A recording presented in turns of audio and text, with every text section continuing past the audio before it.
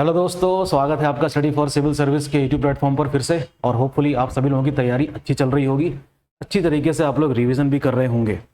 इस प्लेटफॉर्म पर हम लोग डिस्कस कर रहे हैं उत्तराखंड की हिस्ट्री वाला पार्ट। और कल तक हमने 1815 तक गोरखाओं वाले शासन के बारे में समझा था, और अब हम पहुंच चुके हैं उत्तराखंड के मॉडर्न वाले पार्ट में, यानी कि आधुनिक उत्तराखंड की शुरुआत मानी जाती है कहाँ से? 1815 से। ठीक, तो ये आपको ईयर याद रखना होगा कि उत्तराखंड में आधुनिक युग की शुरुआत मानी जाएगी 1815 के बाद से। भारत के संदर्भ में ये शुरुआत होती है 1707 से, मुगल बादशाह औरंगजेब की मृत्यु के बाद। तो मॉडर्न उत्तराखंड को समझने के लिए कुछ बैकग्राउंड देख लीजिए कि हमें चीज़ें कौन कौन सी समझनी होंगी। तो 1815 से लेकर हमको पढ़ना है इतिहास 1947, 1949, यानी कि टिहरी रियासत का जब इसमें विलय किया गया था। तो देखिए हमें मॉडर्न उत्तराखंड में पढ़ना क्या क्या होगा। सबसे पहले तो हमको पढ़ना होगा ब्रिटिश के बारे में, जैसे कि ब्रिटिश कमिश्नर्स कह सकते हैं, जो कहाँ पर स्थापित किए गए? उत्तराखंड के कुमाऊं वाले पार्ट में। दूसरी बात हमको समझनी होगी, इसी दौरान जो टिहरी रियासत है, जो टिहरी स्टेट है, वहाँ कौन कौन से शासक हैं, और ये शासक ब्रिटिश के अधीन शासन कर रहे हैं, तो इनको हम देसी रियासत का नाम दे सकते हैं। तो Tehri state is an example of what? Princely state. Okay, तो ये चलते हैं 1815 से लेकर 1949 तक। दो बातें ये हो गई। साथ में हमको ये भी पता चलता है कि गढ़वाल वाले पार्ट में भी ब्रिटिश का शासन चल रहा था कुछ क्षेत्रों में, तो उसको हम क्या कहेंगे? ब्रिटिश गढ़वाल कहेंगे। क्या कहेंगे? ब्रिटिश गढ़वाल वाला पार्ट, कि वहां पर कैसे मैनेज किया जाता था चीजों को। चौथी चीज हमको पता चलती है कि 1885 के बाद जब भारत का राष्ट्रीय आंदोलन शुरू होता है, उस समय हमें भूमिका देखनी होगी कि उत्तराखंड में क्या क्या एक्टिविटीज चल रही हैं। ठीक, तो हमको देखना होगा number 4, Indian national movement and Uttarakhand. Uttarakhand में भारत के राष्ट्रीय आंदोलन के दौरान क्या क्या गतिविधियां चल रही हैं और किस तरीके से एंटी ब्रिटिश एक्टिविटीज यहाँ के नेता लोग कर रहे थे। तो कम से कम ये 4 चीजें हमें इस वाले पार्ट में देखनी है।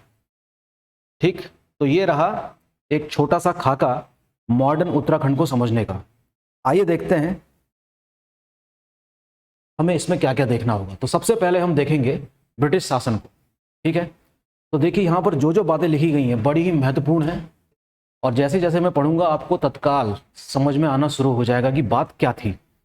तो 1815 में उत्तराखंड क्षेत्र के गोरखा प्रशासक चौतरिया बमशाह तथा अंग्रेजों के प्रतिनिधि ई गार्डनर द्वारा एक संधि हुई थी, और इस संधि का नाम आपको पता ही होगा दोस्तों, सगौली की संधि थी। ये कौन सी थी? सगौली की संधि, जो 1815 में हुई थी।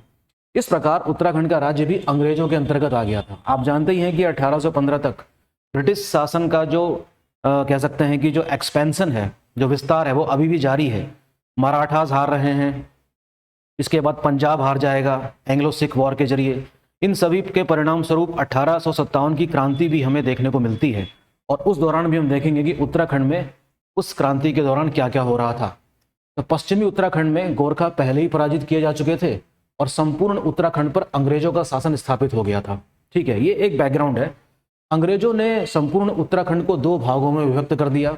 एक भाग को अन्य देसी रियासतों की भांति, जैसे कि टिहरी रियासत, और दूसरे भाग में प्रत्यक्ष रूप से अंग्रेजों का शासन चला, जहां पर ब्रिटिश कमिश्नर वाला हमको पीरियड देखने को मिलता है।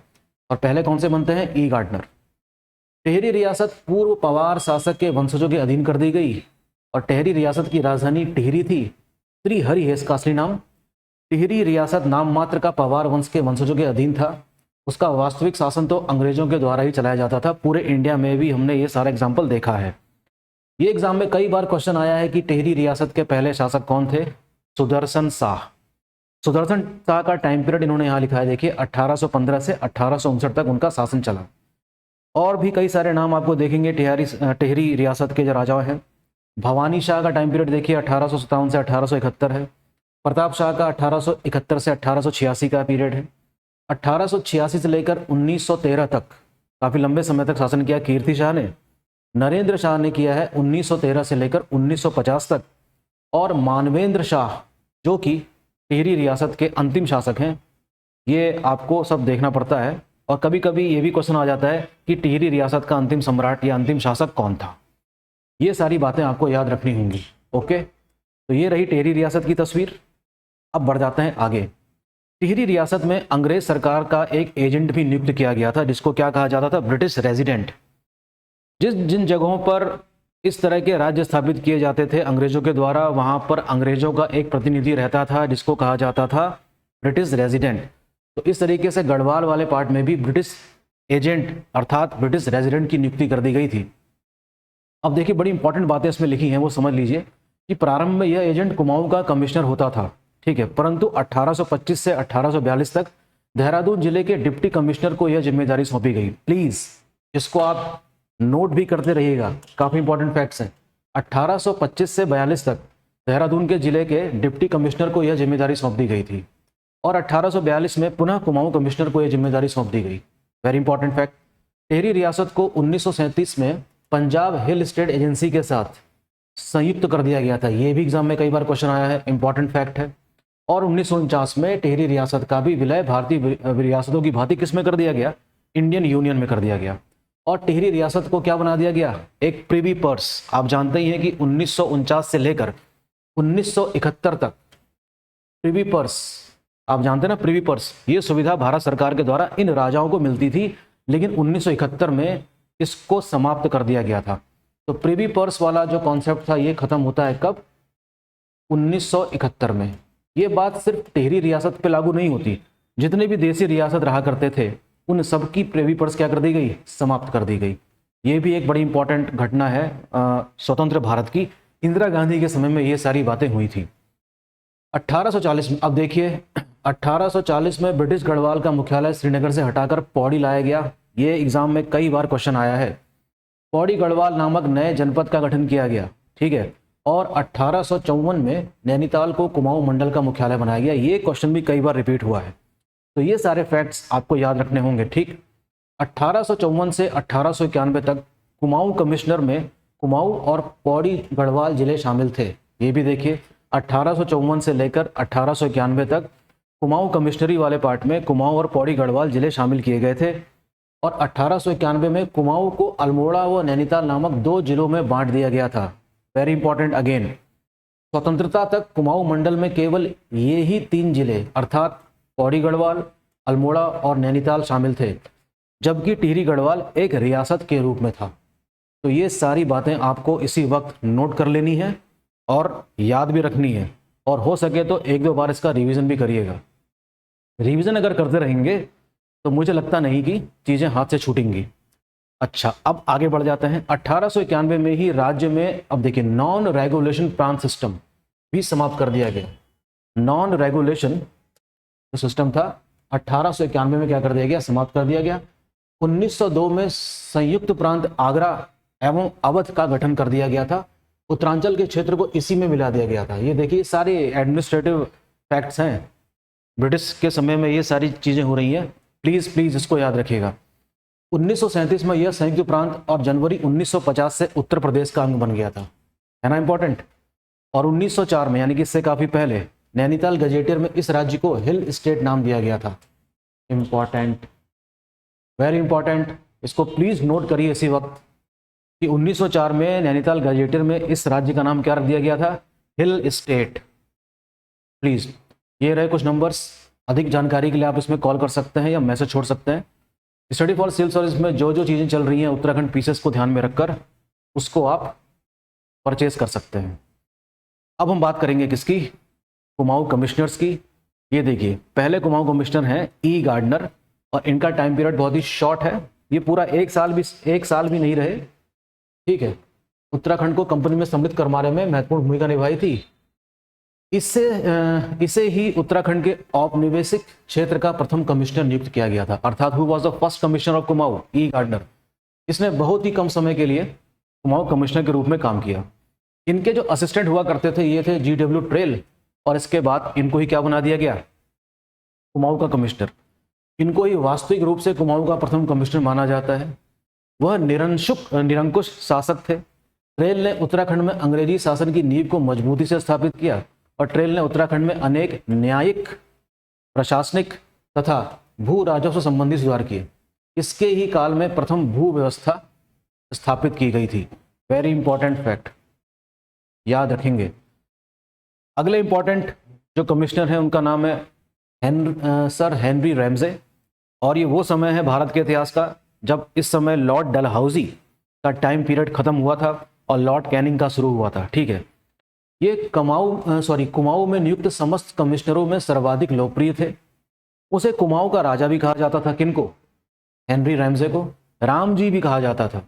रैमजे स्कॉटलैंड के मूल निवासी थे और लॉर्ड डलहौजी जो भारत के गवर्नर जनरल रहा, उसका ये चचेरा भाई था।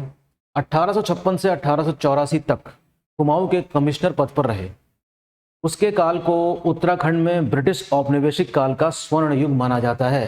अर्थात जब 1857 की क्रांति हुई तो कुमाऊं के कमिश्नर का नाम याद रखेंगे, सर हेनरी रैमजे। ठीक है, हेनरी रैमजे के कार्यकाल में उत्तराखंड में अनेक सुधार किए गए, विशेषकर तराई भाग के क्षेत्र में। वहाँ की नहरें, सड़कें इत्यादि का निर्माण करवाया गया तथा कृषि कार्य को भी प्रोत्साहन दिया गया था। ये सारे काम, जैसा कि ब्रिटिश के काम करने का तरीका है जो समस्त भारत में हमको देखने को मिलता है, वही चीज हमको कुमाऊं वाले पार्ट में देखने को मिली। अब इसमें एक बात समझ लीजिए,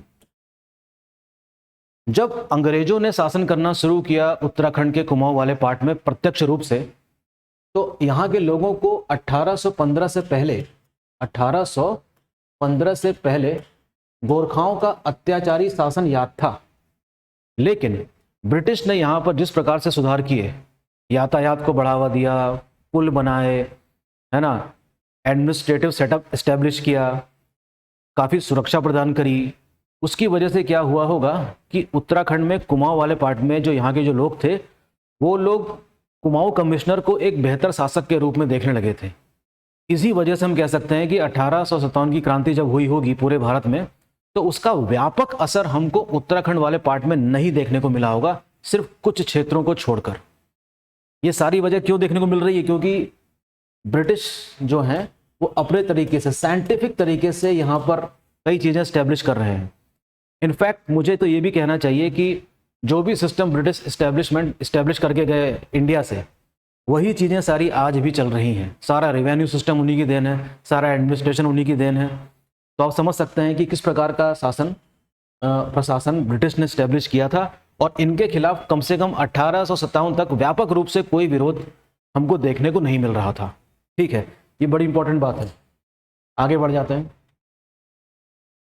तो देखिए, तो 27 अप्रैल 1815 ई को गार्डनर, बमशाह, शामू भंडारी तथा जशमदन थापा के नेतृत्व में अंग्रेजों और गोरखों के मध्य संधि हुई।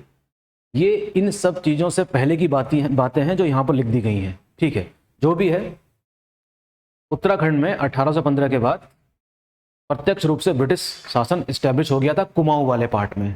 ठीक है, आपको बात समझ में आ रही होगी। अब बढ़ जाते हैं आगे। गढ़वाल का वह हिस्सा, अब हम बात करने जा रहे हैं जो मैंने सबसे पहले आपको बात समझाई थी कि ब्रिटिश गढ़वाल का इतिहास क्या है। ब्रिटिश गढ़वाल वाले पार्ट में हम देखेंगे कि वो कौन कौन से क्षेत्र थे जहां पर प्रत्यक्ष रूप से ब्रिटिश का शासन चल रहा था। आइए देखते हैं। गढ़वाल का वह हिस्सा जो गढ़वाल रियासत के क्षेत्र से बाहर था। गढ़वाल रियासत के क्षेत्र से बाहर का मतलब टिहरी रियासत वाले क्षेत्र से जो बाहर था, जिसे वर्तमान टिहरी गढ़वाल और उत्तरकाशी जिला कहा जाता है।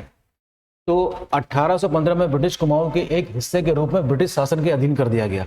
यानी कि पूरा गढ़वाल जो है वो टिहरी रियासत के अंतर्गत नहीं आता है, उसका एक बड़ा हिस्सा ब्रिटिश गढ़वाल के लिए भी जाना जाता है के रूप में ब्रिटिश शासन के अधीन आ गए। 1839 में ब्रिटिश गढ़वाल को एक वरिष्ठ सरकारी अधिकारी के अधीन एक जिला बना दिया गया था और पौड़ी को तहसील बनाया गया था। इंपॉर्टेंट है ये डेट, ये ईयर याद रखिएगा प्लीज। लैंसडाउन जो कि पौड़ी गढ़वाल में है, श्रीनगर और कोटद्वार को छावनी बना दिया गया था। लॉर्ड लैंसडाउन का नाम आता है यहाँ पर। सहायक आयुक्त, डिप्टी कलेक्टर, तहसीलदार, कानूनगो और पटवारी महत्वपूर्ण सरकारी अधिकारी यहाँ पर नियुक्त किए गए थे। ठीक है, अब देखते हैं कि इन सब चीज़ों के पीछे क्या कोई फोर्स काम कर रहा था, इसका कोई सामरिक महत्व था, कोई स्ट्रेटेजिकल इसकी कोई इंपॉर्टेंस थी या नहीं। तो आइए शॉर्ट में समझने की कोशिश करते हैं।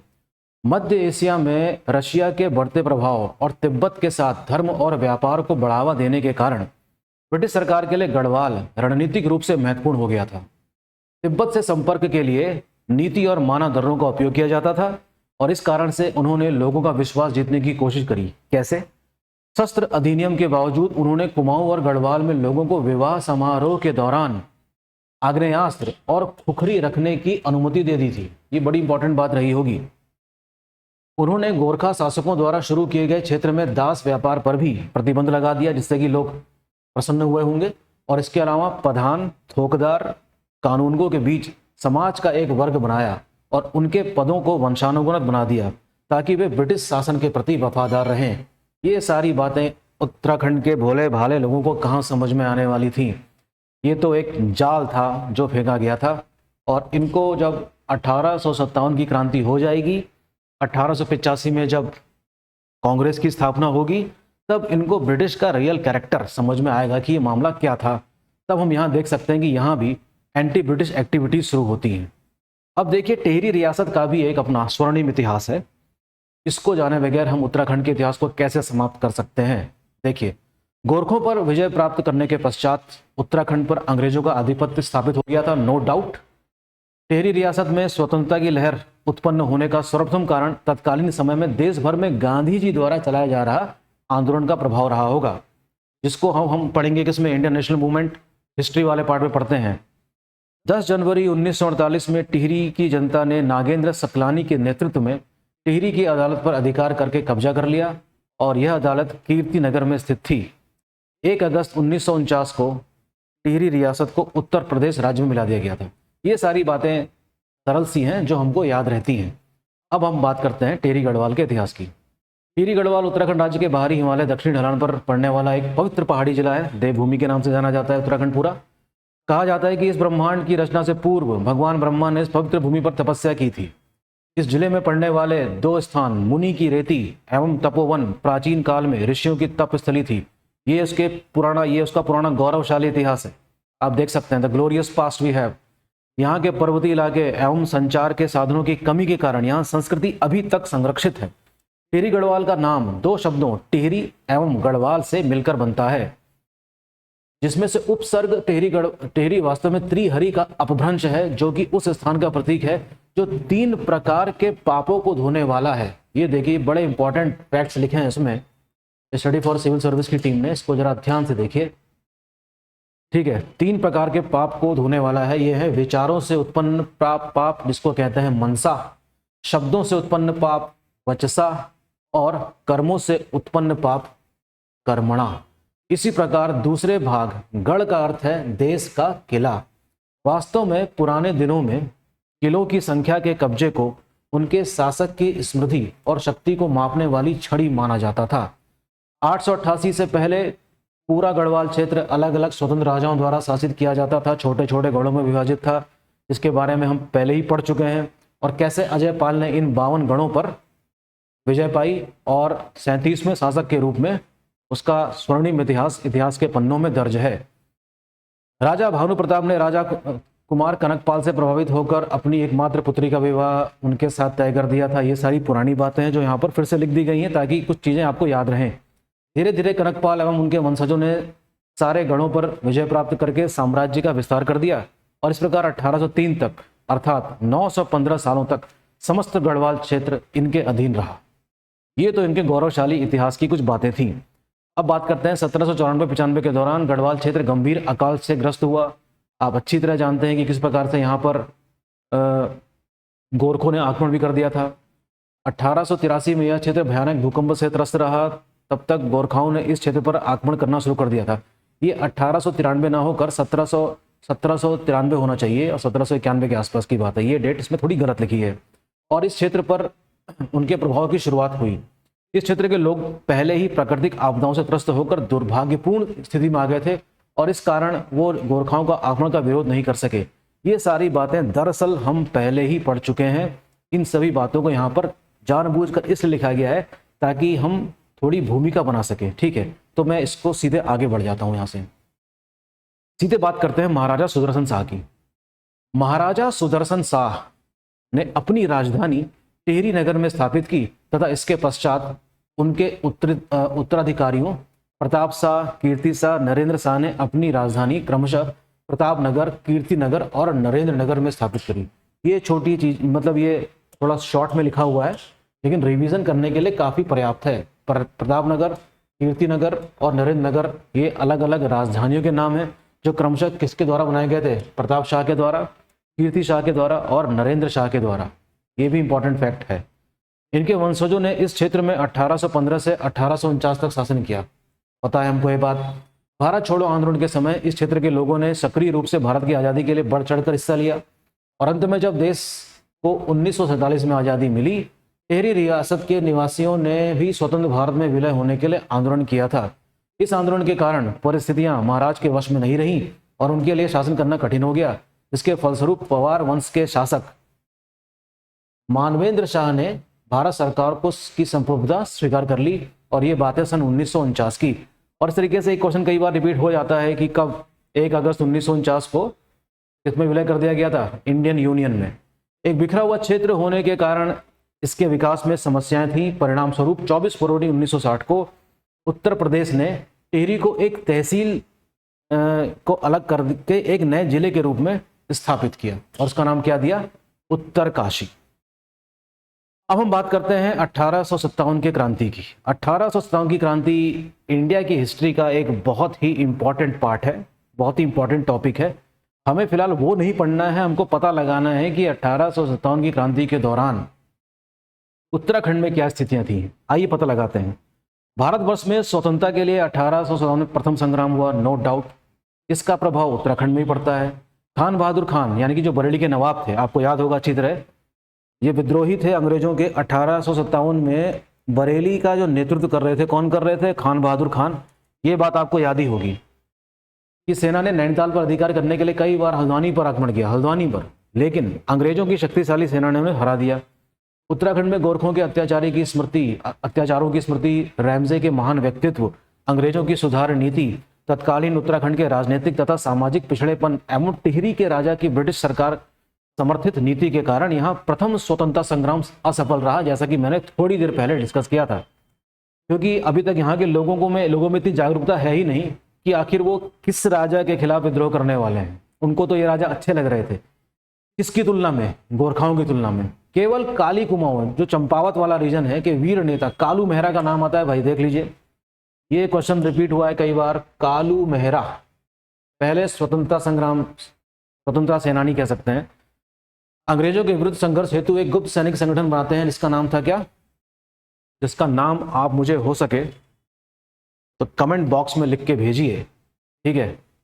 क्रांतिवीर नाम का एक संगठन था, लेकिन राजभक्तों के द्वारा इसकी सूचना अंग्रेजों को दिए जाने के कारण उन्हें वहां छापा मारकर कालू मेहरा के गुप्त सैनिक संगठन को समाप्त कर दिया गया था, ठीक है।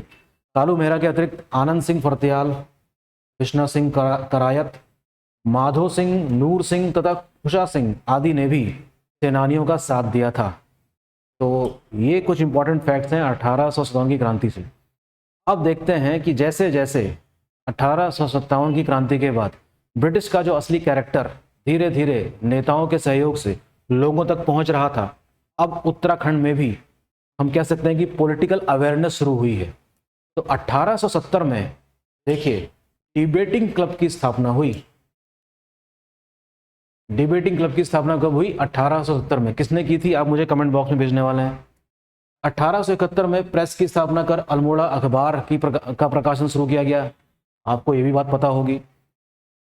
संयुक्त प्रांत का प्रथम हिंदी अखबार माना जाता है जिसको, किसे? अल्मोड़ा अखबार को। प्रारंभ में यह बुद्धि बल्लभ पंत के संपादकत्व में निकला।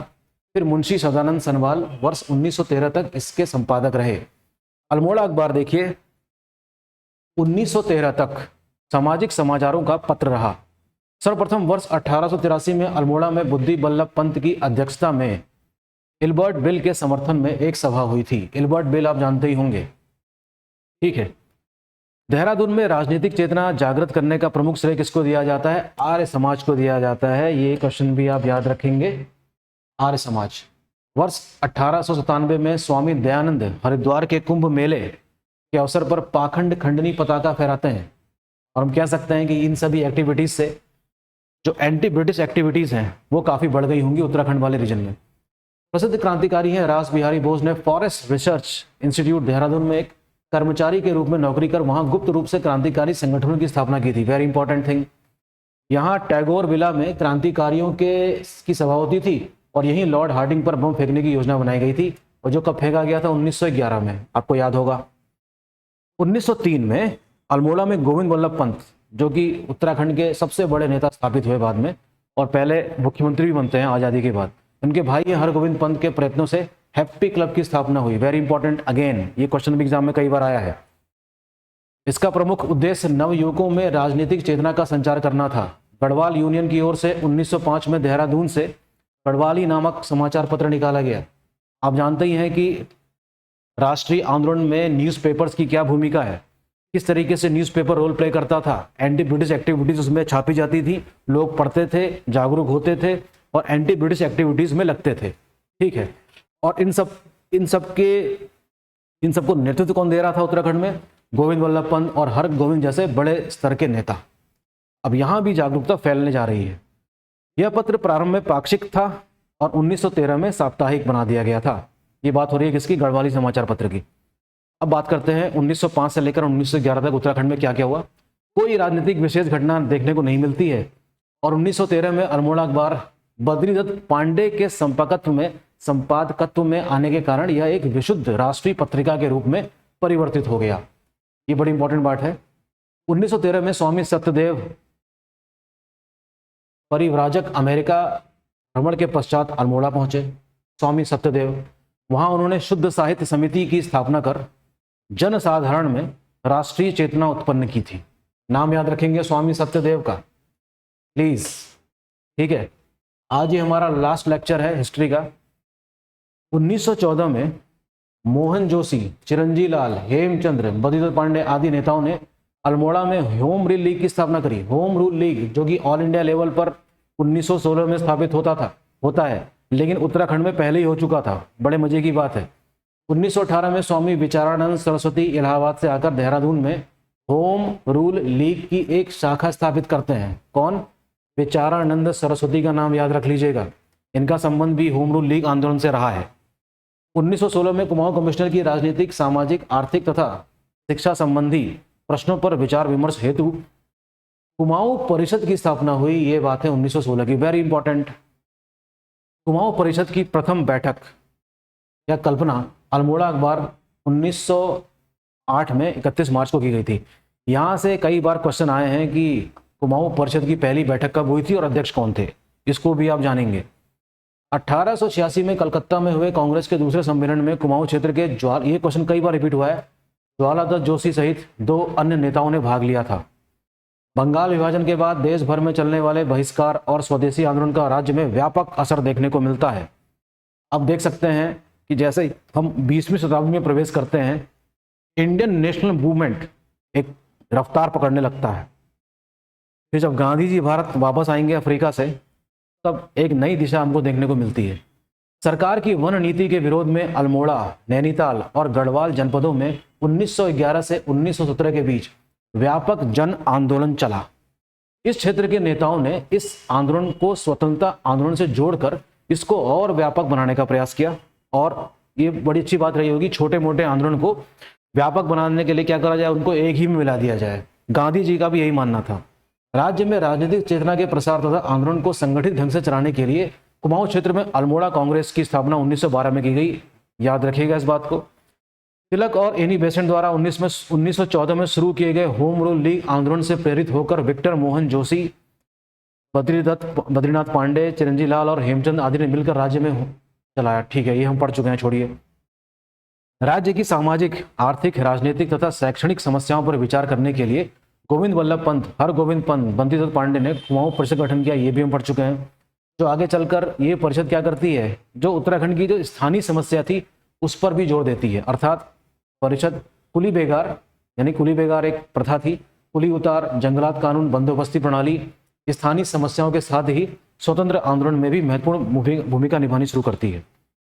रोलेट एक्ट आप जानते ही हैं कि किस प्रकार से शक के आधार पर किसी भी व्यक्ति को गिरफ्तार किया जा सकता था।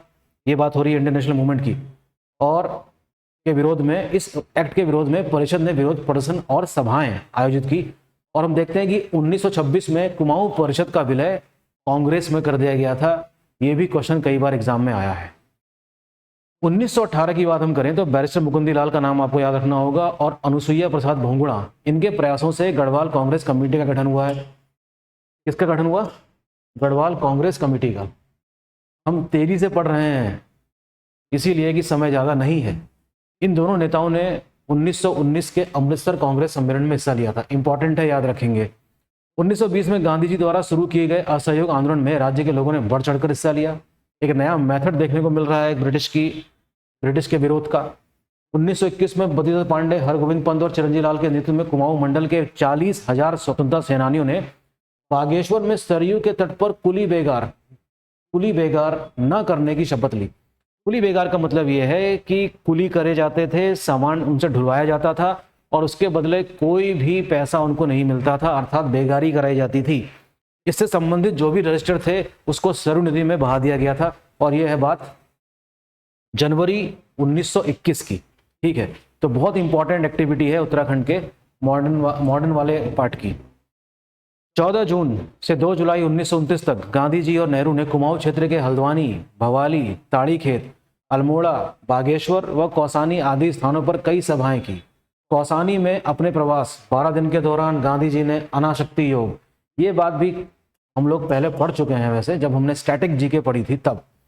कौसानी को गांधी जी ने भारत का स्विट्जरलैंड कहा है। 16 से 24 अक्टूबर 1929 तक गांधी जी ने गढ़वाल क्षेत्र में कई सभाएं की थी।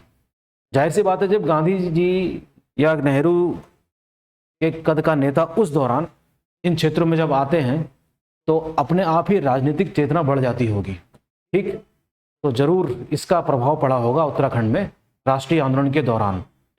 अब बात करते हैं 26 जनवरी 1930 की डेट, जो आपको याद है कि किस प्रकार से सांकेतिक रूप से हमने आज़ादी के रूप में कैसे स्वतंत्रता दिवस मनाया पहली बार, और फिर कैसे 1929 का लाहौर अधिवेशन जिसमें नेहरू ने रात को 12 बजे तिरंगा फहराया था रावी नदी के तट पर। ये सारी बातें हम इंडियन नेशनल मूवमेंट में पढ़ते ही हैं। अब देखते हैं उसका भी प्रभाव देखने को मिल रहा है। टेहरी रियासत, क्योंकि टेहरी रियासत अंग्रेजों के अधीन थी तो जाहिर सी बात है कि उन्हीं की निष्ठावान रहेगी, जाहिर सी बात है। पूरे उत्तराखंड में जगह जगह पर तिरंगा फहराया गया था, सिर्फ टेहरी रियासत को छोड़कर, और कई स्थानों पर नमक बनाया गया, यानी कि सॉल्ट सत्याग्रह। आपको याद है सिविल डिसोबीडियंस मूवमेंट। साबरमती से दांडी तक गांधी जी ने 78 सत्याग्रहों में, आपको पता ही है कि famous Dandi March of Gandhi 12 मार्च से शुरू होता है, 4 अप्रैल तक चलता है, और 4 अप्रैल को गांधी जी ने नमक का कानून तोड़ा था। लेकिन उत्तराखंड के केस में हमें क्या याद रखना है कि इस सत्याग्रहियों में उत्तराखंड के 3 लोग शामिल हैं, ज्योतिराम कांडपाल, भैरव दत्त जोशी और गोरखा वीर खड़क बहादुर। ये सब शामिल थे इस दांडी मार्च में। ब्रिटिश गढ़वाल में पहला राजनीतिक सम्मेलन 1930 में दुगड्डा में हुआ। दुगड्डा कहाँ है? पौड़ी गढ़वाल में।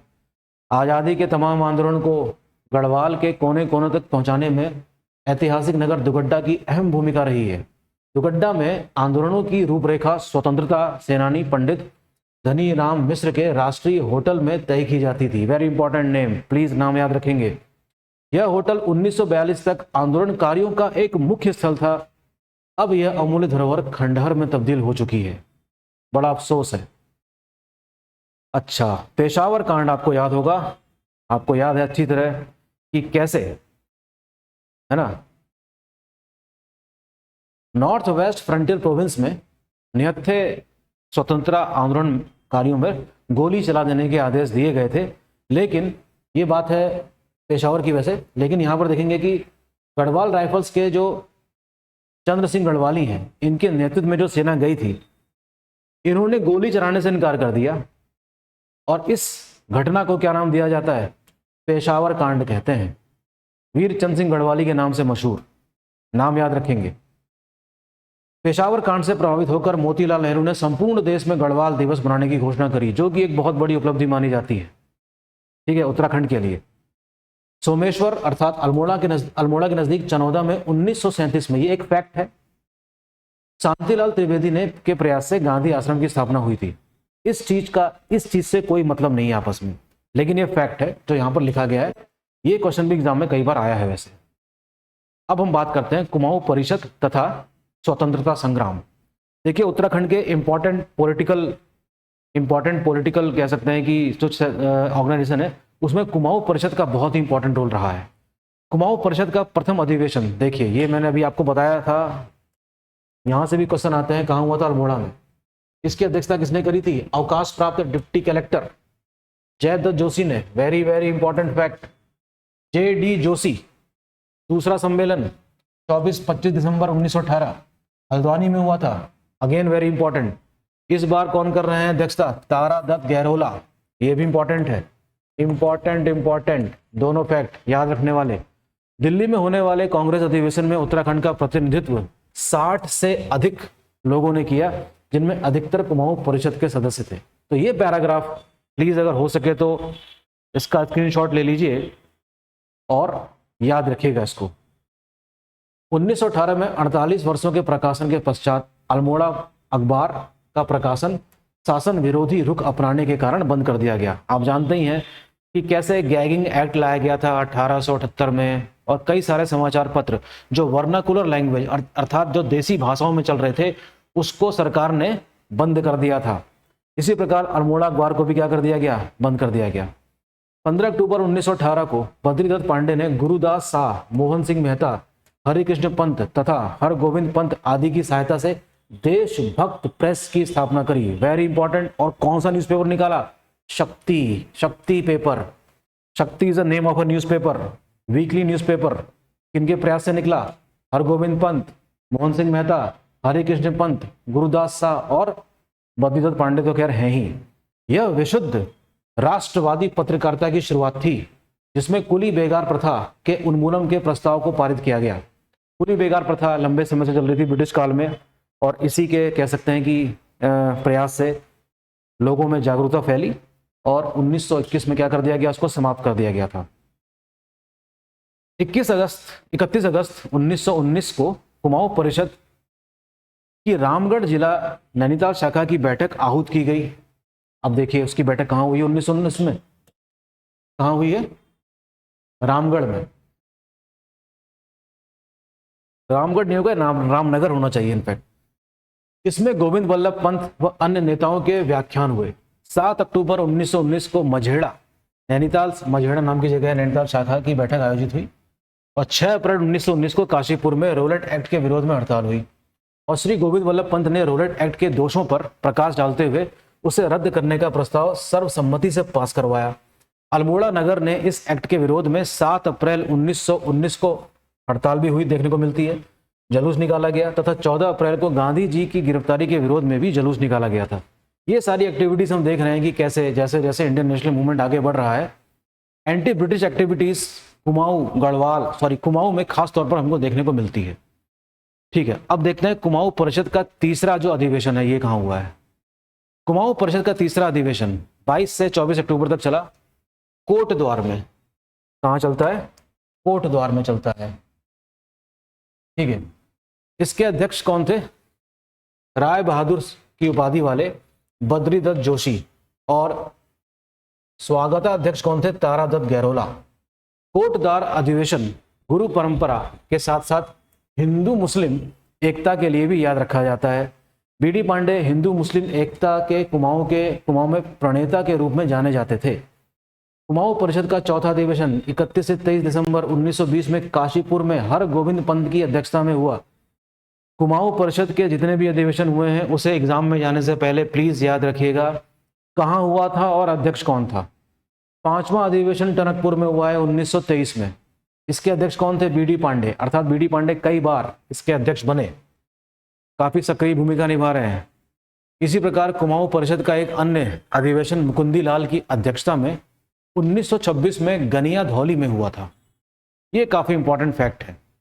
अब देखिए धीरे धीरे हमारा राष्ट्रीय आंदोलन भी आगे बढ़ रहा है, इसको हम नहीं भूल सकते। भारत छोड़ो आंदोलन जो कि 1942 में चला, गांधी जी का अंतिम बड़ा आंदोलन माना जाता है राष्ट्रीय स्तर का। देखते हैं उत्तराखंड में उन दिनों क्या चल रहा है। 8 अगस्त 1942 को मुंबई में कांग्रेस के प्रमुख कार्यकर्ताओं की गिरफ्तारी के विरोध में 9 अगस्त 1942 को उत्तराखंड में कई जगह जुलूस निकाले गए, हड़तालें हुई। 1942 के आंदोलन का उत्तराखंड में सर्वप्रथम प्रभाव अल्मोड़ा में पड़ा, जहां अगस्त 1942 में हरगोविंद पंत, बद्रीदत्त पांडे, देवी दत्त, गंगा सिंह, मनोहर पंत तथा प्यारेलाल, इन सबको गिरफ्तार किया गया है अल्मोड़ा में। अल्मोड़ा जेल में इनको डाला गया था। 9 अगस्त 1942 को नंदा देवी मंदिर प्रांगण में बद्रीदत्त ने ओजस्वी भाषण द्वारा जनता को समसामयिक परिस्थितियों से अवगत करवाया। अल्मोड़ा जिले में सर्वप्रथम 18 अगस्त 1942 को देघाट, जिसको मल्ला चौकोट भी कहते हैं, नामक स्थान पर पुलिस ने जनता पर गोलियां चलाई। अब देखिए, जिसमें हरि कृष्ण और हीरामणि नामक 2 भाई शहीद हो गए हैं। ये बड़ी इंपॉर्टेंट घटना थी जिसका काफी विरोध हुआ था। अल्मोड़ा के सालम, जिसको धामड़ू भी कहते हैं, 25 अगस्त 1942 को सेना व जनता के बीच पत्थर व गोलियों का युद्ध हुआ था। इस संघर्ष में 2 प्रमुख नेता टीका सिंह और नरसिंह धानक शहीद हुए थे। तो प्लीज आप नाम याद रखेंगे इन दोनों का, हरि कृष्ण हीरामणि और टीका सिंह और नरसिंह धानक। सालम की भांति सल्ट क्षेत्र में भी 5 सितंबर 1942 को एक जगह है जिसका नाम है खुमाड़, खुमाड़ नामक स्थान पर, जो कि सल्ट कांग्रेस का एक मुख्यालय था, ब्रिटिश सेना ने जनता पर गोलियां चलाई और गंगाराम तथा खीमा देव नामक 2 सगे भाई शहीद हो गए। गोलों से बुरी तरह घायल चूड़ामणि और बहादुर सिंह कुछ दिन बाद शहीद हो गए थे। ये सारी डेट आप याद रखेंगे और इन शहीदों के नाम भी आपको याद रखने होंगे। स्वाधीनता आंदोलन में सल्ट की भूमिका के लिए इसे महात्मा गांधी ने कुमाऊं का बरदोली कहा है।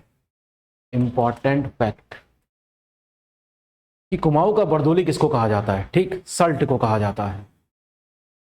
ओके, आज भी खुमाड़ में प्रत्येक वर्ष 5 सितंबर को शहीद स्मृति दिवस मनाया जाता है। भारत छोड़ो आंदोलन के दौरान नैनीताल व चमोली के डाक बंगले और कई सरकारी इमारतें जलाया गया था। गढ़वाल के आंदोलन से ब्रिटिश सरकार सत्ते में आ गई थी। गढ़वाल, अच्छा, इसको अभी नहीं पढ़ना चाहिए हमें, आगे बढ़ जाते हैं। स्वतंत्रता आंदोलन के दौरान सिलांगी नामक स्थान है गढ़वाल। अब गढ़वाल में भी इसकी आंच आ रही है धीरे धीरे। सदानंद कुकरेती का नाम आप याद रखेंगे। सदानंद कुकरेती ने राष्ट्रीय विद्यालय खोला और देवकीनंदन पांडे एवं भागीरथ पांडे ने ताड़ी खेत में प्रेम विद्यालय की स्थापना की। भागीरथ पांडे का नाम याद रखना है और देवकीनंदन पांडे का, ठीक है, याद रखेंगे नाम को। 1937 में महात्मा गांधी के परम शिष्य, यानी कि इससे पहले की बात जो हम पहले ही पढ़ चुके थे कि शांतिलाल त्रिवेदी ने गांधी आश्रम की स्थापना करी थी, इसको छोड़िए। 2 सितंबर 1942 को अल्मोड़ा जिले के डिप्टी कमिश्नर ने चनौदा आश्रम में प्रवेश किया और उसके कार्यकर्ताओं को गिरफ्तार करके जेल भेज दिया था। स्वतंत्रता आंदोलन के दौरान उत्तराखंड की महिलाएं भी सक्रिय रूप से जुड़ी थी। इस दौरान देखिए, आपको नाम याद रखेंगे कुछ महिलाओं के, कुंती वर्मा, पद्मा जोशी, कुंती देवी रावत, दुर्गावती पंत, भागीरथी देवी वर्मा, तुलसी देवी रावत, भिवेड़ी देवी, भक्ति देवी, भागुली देवी, जानकी देवी, मंगला देवी, रेवती देवी और शकुंतला देवी जैसी कई महिलाएं विशेष रूप से सक्रिय थीं राष्ट्रीय आंदोलन में। स्वाधीनता संग्राम के दौरान जेल जाने वाली उत्तराखंड की प्रथम महिला कौन थी? कुंती वर्मा थी। कई बार क्वेश्चन एग्जाम में आया है। ओके, नाम याद रखेंगे। नमक सत्याग्रह के दौरान नैनीताल में विमला, जानकी, भागीरथी, शकुंतला, सावित्री तथा पद्मा जोशी आदि महिलाएं विशेष रूप से सक्रिय नहीं।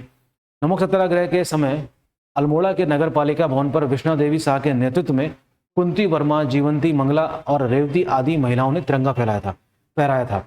यानी कि इसका मतलब ये हुआ कि अब हम थोड़ा पीछे गए हैं महिलाओं के संबंध में पढ़ने के लिए। हम पहुंच गए वापस कहाँ पे? हम लोग पहुंच गए हैं सविनय अवज्ञा आंदोलन के दौरान। ठीक है, सविनय अवज्ञा आंदोलन के दौरान इन महिलाओं ने बड़ी इंपॉर्टेंट भूमिका निभाई और तिरंगा फहराया था। प्लीज याद रखेंगे। अर्थात हम लोग उत्तराखंड में महिलाओं की भूमिका को पढ़ रहे हैं। अब आगे, स्वतंत्रता आंदोलन में महिलाओं के बढ़ते योगदान को दबाने के लिए फरवरी 1932 में राज्य की 8 महिलाओं को फतेहगढ़ जेल तथा पद्मा जोशी को लखनऊ जेल में भेजा गया। कुंती वर्मा को, ये देखिए एग्जाम में क्वेश्चन आता है कई बार, है ना, क्वेश्चन कई बार आता है। कुंती वर्मा को जिंदा या मुर्दा पकड़ने का आदेश दिया गया था। Can you believe this? Bharat छोड़ो आंदोलन के दौरान मालती देवी के नेतृत्व में देश सेवक संगठन की स्थापना की गई। फिर संबद्ध, विद्या देवी, कुंती देवी, सरस्वती, भागीरथी आदि महिलाओं ने रेल संपत्ति को काफी क्षति पहुंचाई, जिसके लिए इन महिलाओं को 15-15 वर्ष की सजा सुनाई गई थी।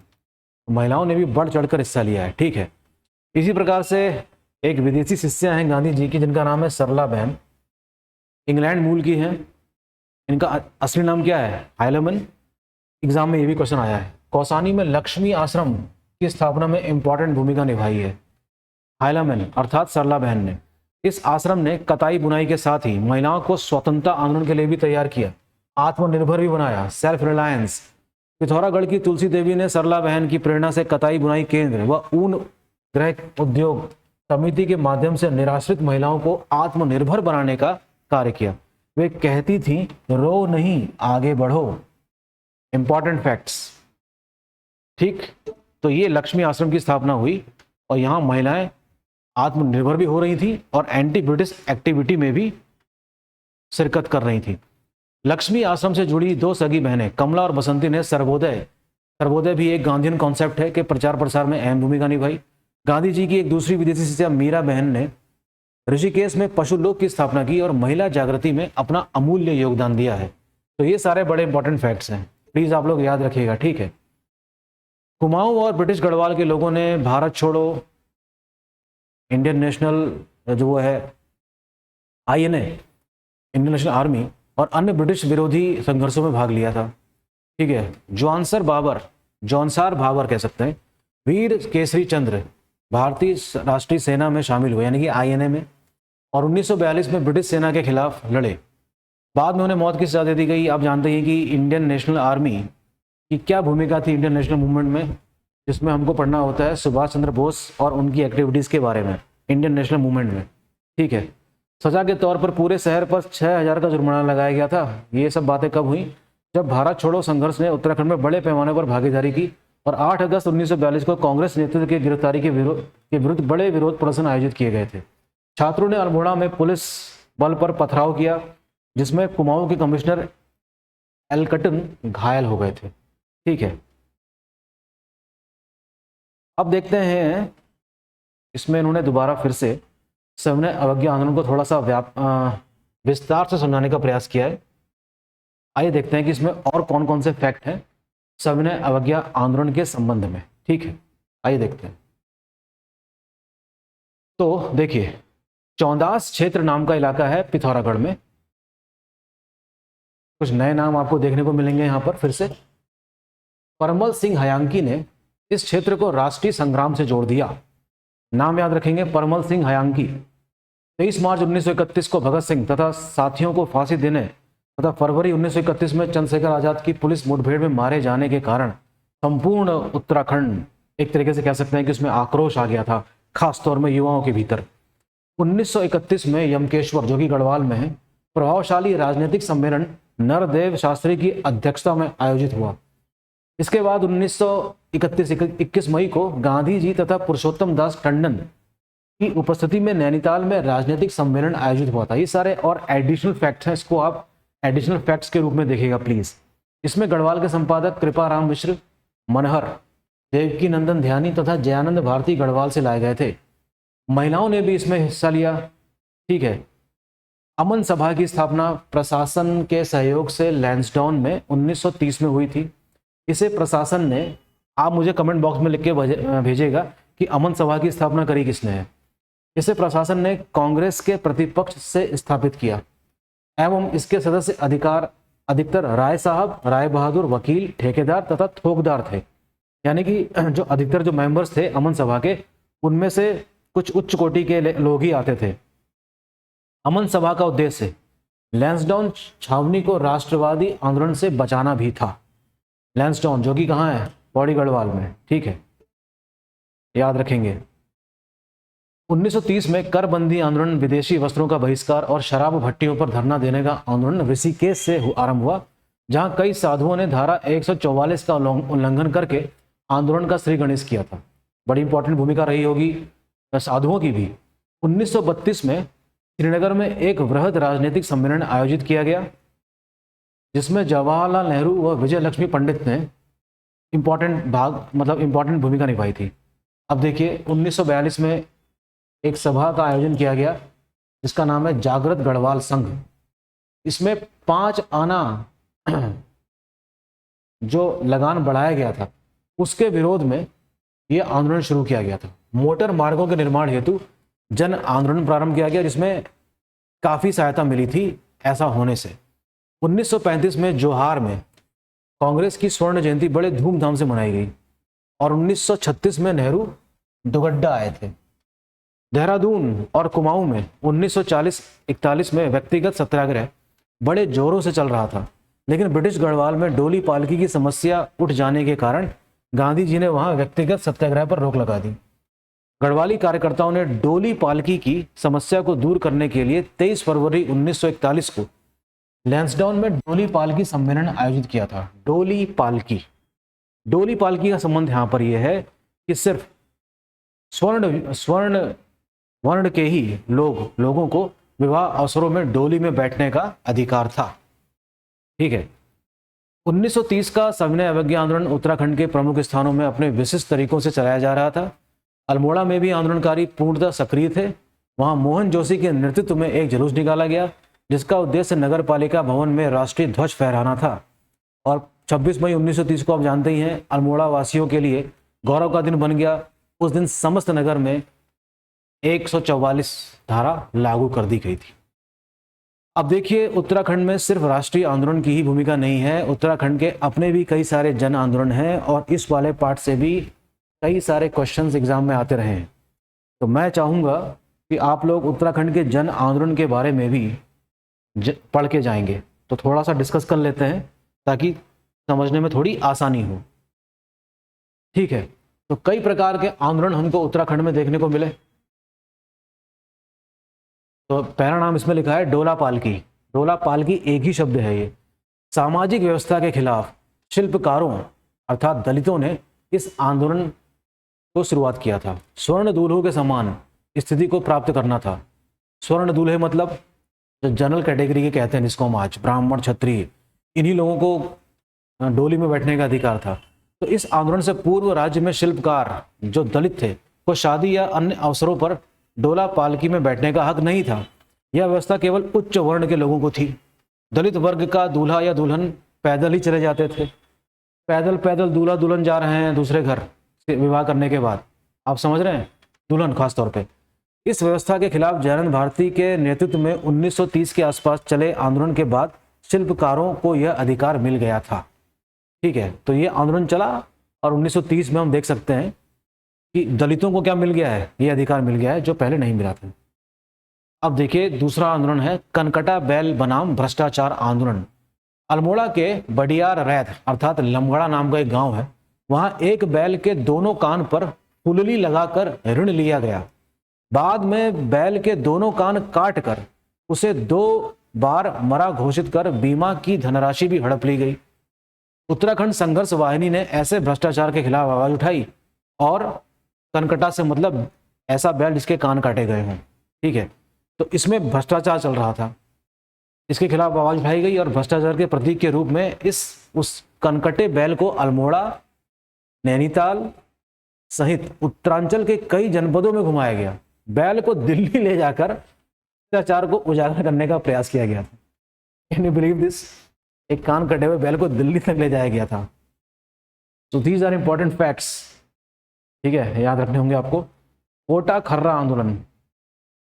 स्वतंत्रता के बाद किसान संगठनों के नेतृत्व में चले इस आंदोलन का उद्देश्य राज्य के तराई क्षेत्रों में सीलिंग कानून को लागू कराकर भूमिहीनों तथा किसानों की भूमि वितरण करना था। शराब विरोधी आंदोलन देख लेते हैं। पुरुषों द्वारा शराब का अधिक सेवन का सर्वाधिक दुष्परिणाम महिलाओं को भुगतना पड़ता था। आप जानते ही हैं कि ये एक बहुत बड़ी समस्या है, आज भी है इनफैक्ट। ठीक है, पहाड़ों में ऐसी स्थिति आज भी लगभग बनी ही हुई है। अतः स्वतंत्रता के बाद से ही राज्य की महिला संगठनों ने नशा मुक्त उत्तराखंड के उद्देश्य को लेकर आंदोलन करना शुरू कर दिया था। आंदोलन को देखते हुए उत्तर प्रदेश सरकार बीच बीच में इस क्षेत्र में शराबबंदी कानून लागू करती रही और पुनः चालू करती रही। ठीक है, 1984 में उत्तराखंड संघर्ष वाहिनी ने इस आंदोलन का नेतृत्व संभालते हुए नशा नहीं रोजगार दो का नारा दिया। तो ये इंपॉर्टेंट फैक्ट है। ठीक है, नशा नहीं रोजगार दो का नारा दिया था। ठीक है, और पूरे राज्य में फैला दिया था। आंदोलन के परिणाम स्वरूप 1984 में अल्मोड़ा नैनीताल जिलों में सरकार ने शराबबंदी लागू कर दी, लेकिन बाद में आंदोलन ठंडा पड़ गया और शराब की पुनः बिक्री होने लगी। हालांकि शराब को लेकर ऐसी कोई ठोस रणनीति कई राज्यों में नहीं है, उसकी बिक्री अभी भी जारी है। दरअसल बात यह है कि जो लिकर पॉलिसी है, इससे हम कह सकते हैं कि एक one of the important source of income भी होता है गवर्नमेंट का, तो इसलिए भी एक इम्पॉर्टेंट माना जाता है कि सोर्स है, तो उसको पूरी तरीके से बंद कर पाना इतना आसान नहीं है। ठीक है, लोगों को ही आगे आना पड़ेगा। आगे देखते हैं विश्वविद्यालय आंदोलन। स्वतंत्रता के बाद राज्य में विश्वविद्यालय की स्थापना के लिए छात्रों ने आंदोलन करना आरंभ कर दिया था। आंदोलन को देखते हुए एनडी तिवारी, नारायण दत्त तिवारी, जो उत्तर प्रदेश के मुख्यमंत्री भी थे और फिर उत्तराखंड के पहले निर्वाचित मुख्यमंत्री भी बने, इन्होंने विधानसभा में 1955-56 में विश्वविद्यालय संबंधी एक प्रस्ताव रखा। सरकार नैनीताल में एक विश्वविद्यालय खोलने की योजना बना रही थी, तो गढ़वाल के लोग इसे गढ़वाल क्षेत्र में स्थापित करने के लिए आंदोलन करने लगे और कुमाऊं मंडल के लोग कुमाऊं क्षेत्र में। बाद में एनडी तिवारी ने इन दोनों क्षेत्रों में एक एक विश्वविद्यालय खोलने का प्रस्ताव रखा और सरकार ने उसे माना भी है। तो देखिए 1973 में कुमाऊं विश्वविद्यालय की स्थापना हुई तथा गढ़वाल विश्वविद्यालय की स्थापना कहाँ हुई? श्रीनगर में। ये जो नैनीताल में है और वो श्रीनगर में है। ये भी एक आंदोलन के रूप में जाना जाता है। आज़ादी के बाद की बातें हैं। अब देखिए कुली बेगार आंदोलन, जिसका जिक्र अभी हमने राष्ट्रीय आंदोलन के दौरान किया था। देखते हैं कि था क्या ये। अंग्रेज शासनकाल में अंग्रेज अधिकारियों को कहीं आने जाने के समय उनके सामान को गांव वालों को ढोना पड़ता था। एक गांव वालों को उस सामान को दूसरे गांव तक पहुंचाना पड़ता था। इस प्रकार रास्ते में पड़ने वाले सभी गांवों से यह बेगारी ली जाती थी। एक गांव से दूसरे गांव में पहुंचते थे जब सामान लेकर, तो दूसरे गांव के बंदे आते थे। मिलता कुछ नहीं था। जनता को इस कार्य को उत्तराखंड की जनता इस कार्य को सम्मान के विरुद्ध मानते हुए 1921 में काफी पूर्व से इस कुप्रथा के विरुद्ध आंदोलन कर रही थी। और किस प्रकार से ये आंदोलन समाप्त हुआ? देखिए 13-14 जनवरी, है ना, सरयू नदी मकर संक्रांति वाले दिन की बात है।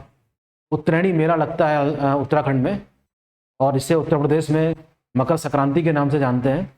तो बहुत बड़ी जनसभा हुई थी और नदी के तट में ये सारे नेता बद्रीधर पांडे, हरगोविंद पंत, चिरंजी लाल, 40,000 आंदोलनकारियों ने बेगार न देने का संकल्प लिया और बेगार रजिस्टरों को सरयू नदी में बहा दिया। और इस प्रकार इस कुप्रथा का अंत इस नाटकीय तरीके से हुआ था। ठीक है, अब बात होती है किसकी? टेहरी राज्य आंदोलन की। प्रजातंत्रात्मक शासन की मांग। अब देखिए टेहरी राज्य थी तो एक देसी रियासत ना, तो इस देसी रियासत में जो जनता रहती थी उसको तो प्रजा माना जाएगा, उसको कोई अधिकार थे नहीं।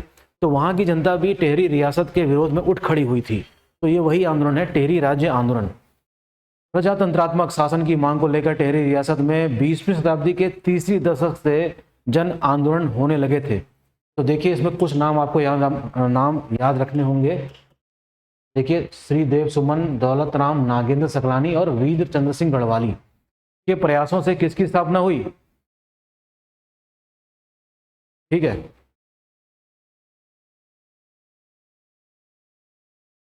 प्रजामंडल की स्थापना हुई। ठीक, देव सुमन ने इस आंदोलन का नेतृत्व किया। सुमन को गिरफ्तार करके जेल में डाल दिया गया था और 1944 में अनिश्चितकालीन हड़ताल में बैठ गए थे, भूख हड़ताल में। और 25 जुलाई 1944 को 84 दिन की भूख हड़ताल के बाद उनकी मृत्यु हो गई। श्रीदेव सुमन का एक महत्वपूर्ण नारा था कि तुम मुझे तोड़ सकते हो, मोड़ नहीं सकते। इसके बाद बागडोर किसके हाथ में आ गई थी? दौलत राम, भोलू राम नौटियाल तथा नागेंद्र सकलानी। जनवरी 1948 में कीर्तिनगर आंदोलन से राज्य सत्ता हिल गई और इस आंदोलन में मोलू राम भरदारी और नागेंद्र सकलानी शहीद हो गए थे। और इस तरीके से हम देख सकते हैं कि राजा अब लंबे समय तक शासन नहीं कर सकता था और इस प्रकार से टेहरी रियासत को किसमें मिला दिया गया होगा?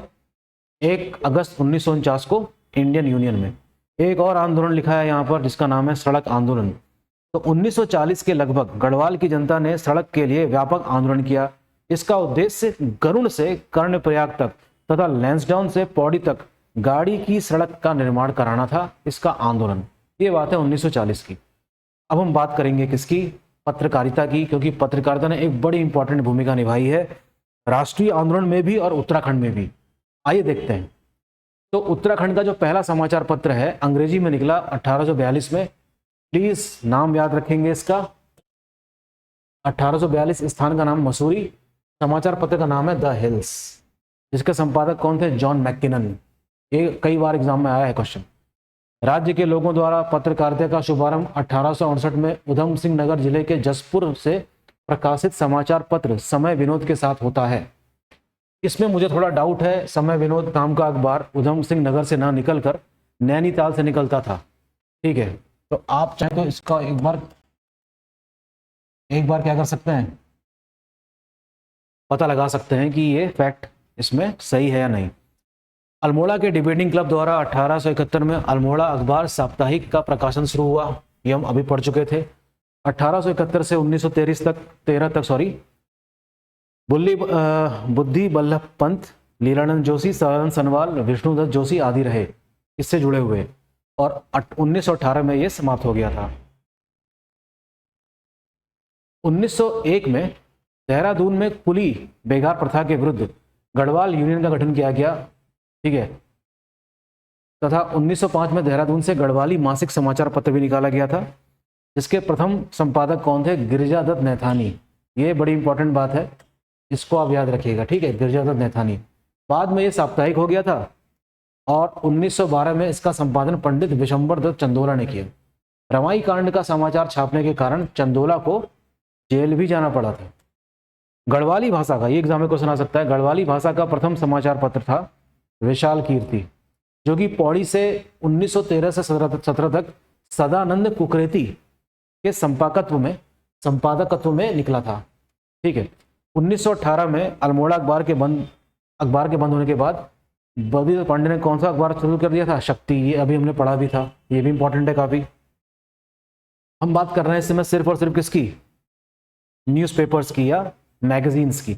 1930 में विक्टर मोहन जोशी द्वारा स्वाधीन प्रजा, 1934 में मुंशी हरि प्रसाद टमटा द्वारा समता, व 1939 में शोभन सिंह जीना द्वारा पताका। ये सारे न्यूज़पेपर्स के नाम याद रखेंगे आप। हाँ, विक्टर मोहन जोशी का स्वाधीन प्रजा, मुंशी राम टमटा द्वारा समता, और 1939 में शोभन सिंह जीना के द्वारा पताका। ये सभी साप्ताहिक समाचार पत्र थे, वह अल्मोड़ा से निकलते थे। ये सारी बातें बड़ी इंपॉर्टेंट है। 1902 में दुगड्डा से गढ़वाल समाचार का प्रकाशन किसने किया था? पंडित गिरिजादत्त नैथानी के द्वारा। बड़ी इंपॉर्टेंट बातें हैं। अब देखिए, उत्तराखंड स्पेशल में कई क्वेश्चंस पुस्तकों से भी आ सकते हैं, तो बहुत सारी बुक्स हैं हमारे पास, और हमको क्या नाम पता लगाना है कि इसके लेखक या इसके एडिटर कौन थे। तो एक एक करके आप देख सकते हैं। देखिए, आप हो सके तो इसका स्क्रीनशॉट लीजिए। अब देखिए, पहला अखबार या पुस्तक का नाम उत्तराखंड की विभूतियां, हम लोग पुस्तक के नाम पढ़ रहे हैं, सॉरी। उत्तराखंड में पत्रकारिता का इतिहास, ये लिखा है शक्ति प्रसाद सकलानी।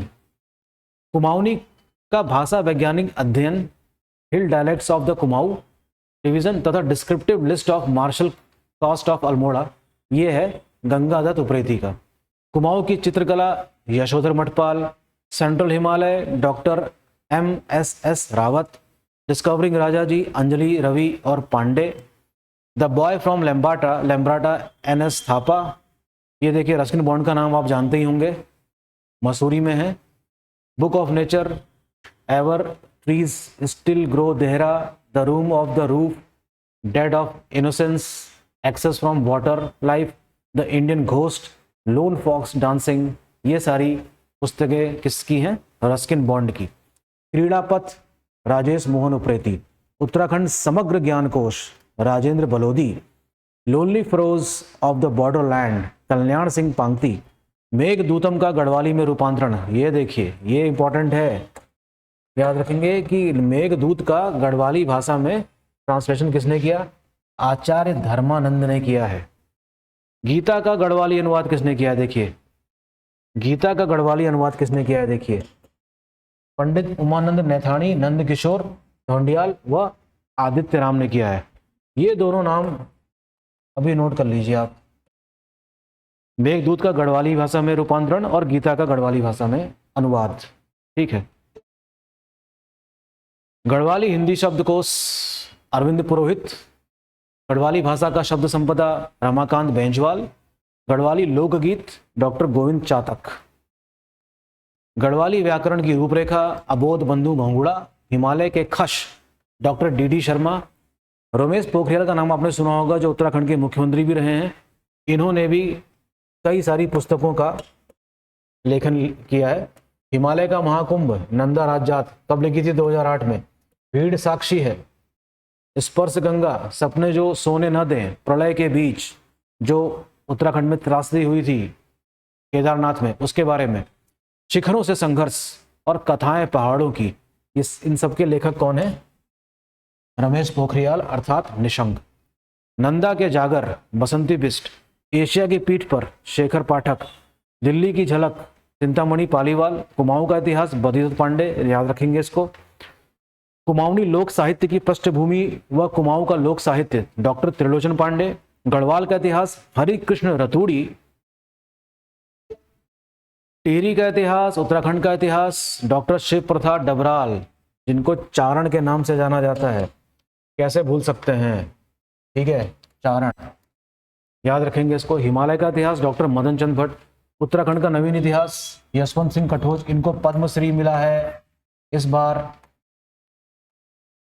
तो याद रखेंगे डॉक्टर यशवंत सिंह कटोच का नाम 2024। शोर का अतीत doctor Ram Singh, history of Garhwal doctor Ajay Rawat, ये भी इंपॉर्टेंट है भाई, एग्जाम में आ जाता है। मल्ल और मध्यकालीन उत्तराखंड चौहान और भट्ट। उत्तरांचल राज्य निर्माण का संक्षिप्त इतिहास the travel guide to Uttarakhand Kedar Singh Phonia. Uttarakhand में जन जागरण और आंदोलन का इतिहास योगेश धसमाना। तो ये सारी कुछ बुक्स हैं। देखिए, मसूरी मेडले प्रोफेसर गणेश शैली, विरासतों की खोज हेमचंद सकलानी, उत्तराखंड जनजातियों का इतिहास, स्वाधीनता उत्तराखंड में उत्तराखंड की पत्रकारिता जय सिंह रावत, जौनसार भावर ऐतिहासिक संदर्भ टीकाराम शाह। ये देखिए, इसका भी आप क्या कर सकते हैं, स्क्रीनशॉट ले सकते हैं। ये सब पुरानी किताबें हैं। देखिए, memoirs of Dehradun GRG Williams, Himalayan district gazetteer AFT Atkinson, बहुत इंपॉर्टेंट नाम, होली हिमालय सर ऑकमन सरमन ऑकले, ये सारे इंपॉर्टेंट हैं, ठीक।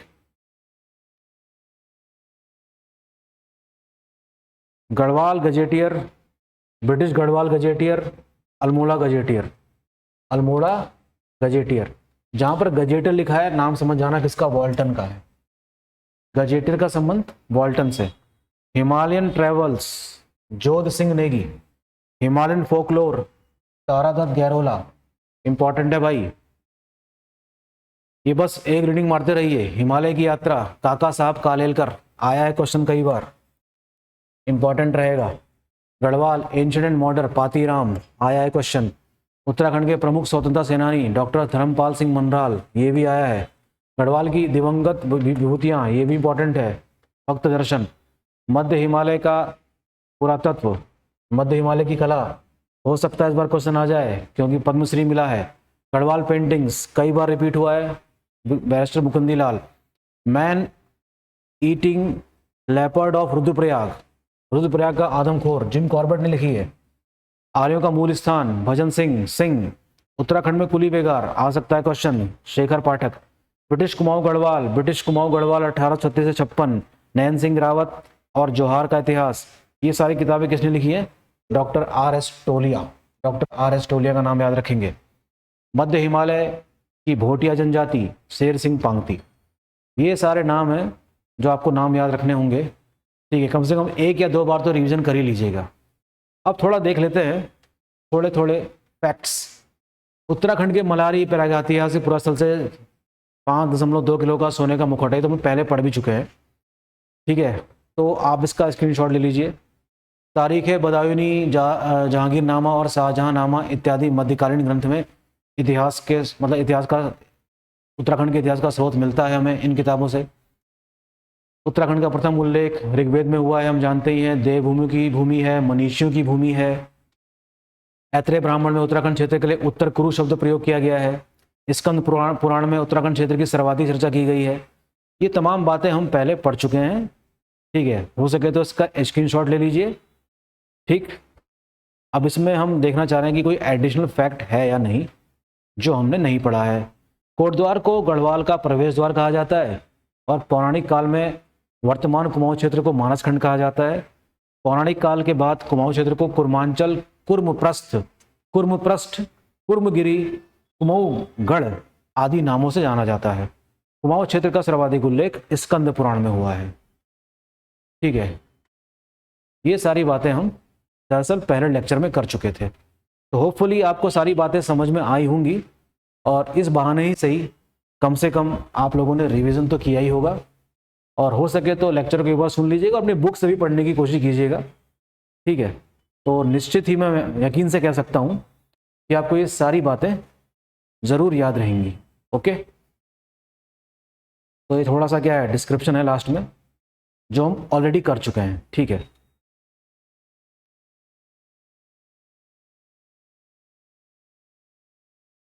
देखिए युगवाणी की शुरुआत देहरादून से हुई थी।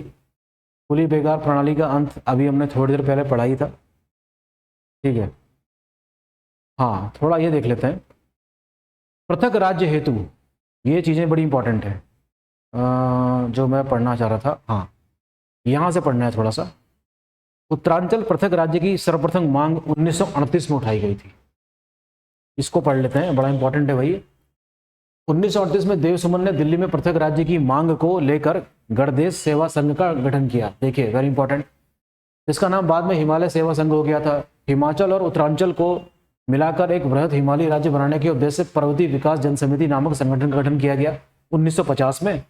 और 1967 में रामनगर में पृथक राज्य हेतु पर्वतीय राज्य परिषद, ये एग्जाम में क्वेश्चन कई बार आया है कि पर्वतीय राज्य परिषद का गठन 1967 में रामनगर में हुआ। किसने किया था? डी.के. पांडे ने। वेरी इंपॉर्टेंट फैक्ट, ये नाम याद रखेंगे प्लीज। ठीक, की अध्यक्षता में किया गया था। प्रताप सिंह नेगी व नरेंद्र सिंह बिष्ट को शामिल करते हुए पर्वतीय राज्य परिषद का पुनर्गठन किया गया और उसका क्या नाम पड़ गया? पृथक पर्वतीय राज्य परिषद। कब? 1973 में। 1970 में कम्युनिस्टों द्वारा पृथक राज्य हेतु कुमाऊं राष्ट्रीय मोर्चा गठित किया गया और 1972 में नैनीताल में गठित उत्तरांचल परिषद के कार्यकर्ताओं ने दिल्ली स्थित वोट क्लब पर धरना दिया और दिल्ली चलो का नारा दिया। ये बातें हो रही हैं उत्तरांचल को एक पृथक राज्य बनाने के लिए, इसलिए इंपॉर्टेंट है। पृथक राज्य हेतु 1976 में उत्तराखंड युवा परिषद का गठन हुआ और इस परिषद के सदस्यों ने संसद के घेराव का प्रयास 1978 में किया।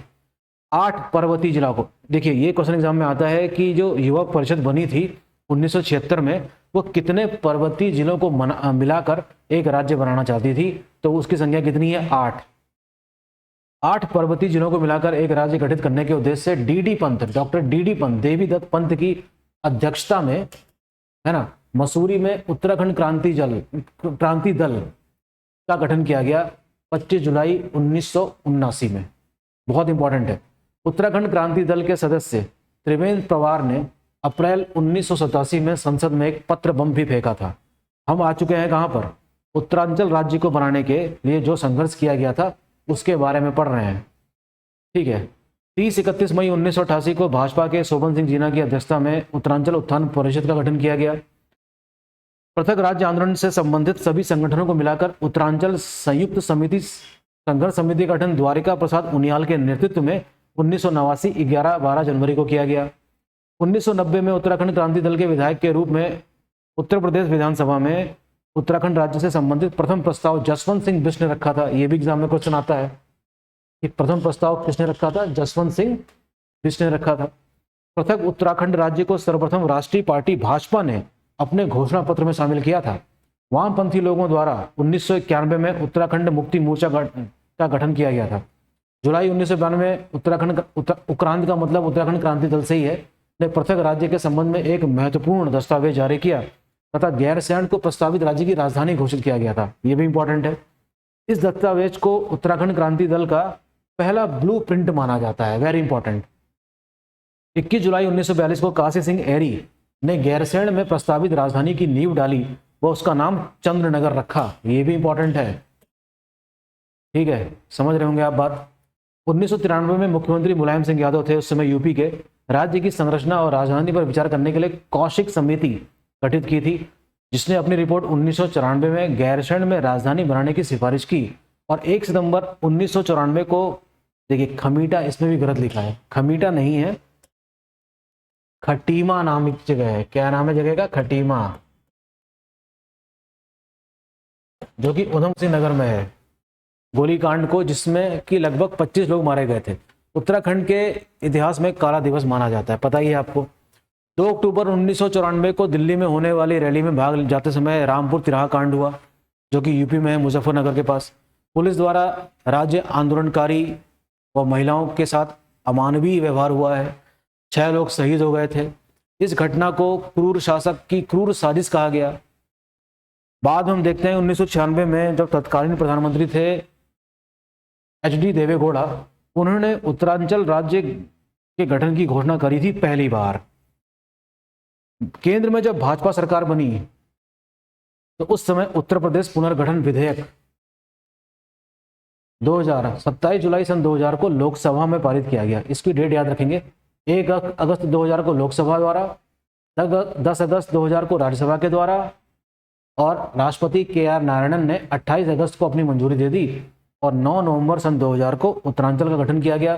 दिसंबर 2006 में इसका नाम बदलकर उत्तराखंड कर दिया गया था। दरअसल 1 जनवरी 2007 को किया गया है इसका नाम बदलकर, क्या? उत्तराखंड। ठीक है, इस तरीके से उत्तराखंड बना काफ़ी संघर्ष के बाद। तो ये सब हमने शॉर्ट में ही सही कुछ चीज़ें डिस्कस करी और होपफुली आप सभी लोगों को समझ में आई होंगी और आप इसको आधार मानकर अपना रिवीजन अपनी पुस्तकों से कर सकते हैं। तो जल्दी ही मिलते हैं नेक्स्ट। मैं देख रहा हूँ कि ज्योग्राफी को पढ़ाने की डिमांड है, तो जल्दी ही हम ज्योग्राफी का भी एक लेक्चर लेकर आने वाले हैं और जितने भी प्रयास होंगे हमारे ज्योग्राफी के क्वेश्चंस को कवर करने के, उस लेक्चर में किया जाएगा। थैंक यू, मिलते हैं नेक्स्ट लेक्चर में।